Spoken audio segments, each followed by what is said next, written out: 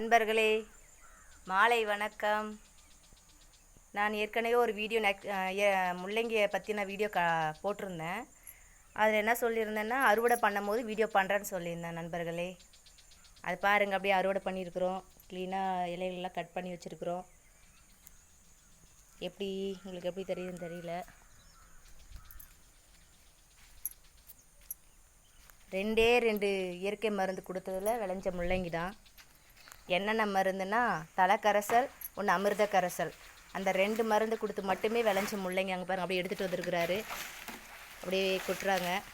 இலையெல்லாம் அரிஞ்சு வைக்கணும்.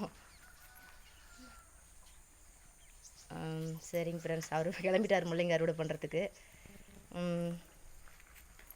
2 மருந்து, அதாவது தலைக்கரைசலும் அமிர்த கரைசல், அந்த 2 மருந்து மட்டும்தான் நாங்கள் கொடுத்துருக்கோம். வேறு எந்த மருந்துமே கொடுக்கல ஃப்ரெண்ட்ஸ். உண்மையிலேங்க தலை மருந்து, அமிர்த கரைசல், 2 மட்டுமே கொடுத்தாதான். என்னென்னா 10 வகையான தலையை, ஆமணக்கு, எருக்க இலை, சீத்தா இலை, கொய்யா இலை, ஊமத்தலை, பரங்கிக்காய் இலை, இன்னும் நிறைய இலை போட்டார். எனக்கு சொல்ல மறந்துட்டேன். அது ஒரு 10 தலையை போட்டு தயாரான தலைக்கரைசலும், சாணம், அதாவது நாட்டு சக்கரை, மாட்டு சாணம், கோமியம், தண்ணி 4 கலந்து 24 மணி நேரத்தில் ரெடியான அமிர்த கரைசல். இது 2மே பயன்படுத்தி விளைஞ்ச முள்ளங்கினுடைய இது பாருங்கள்.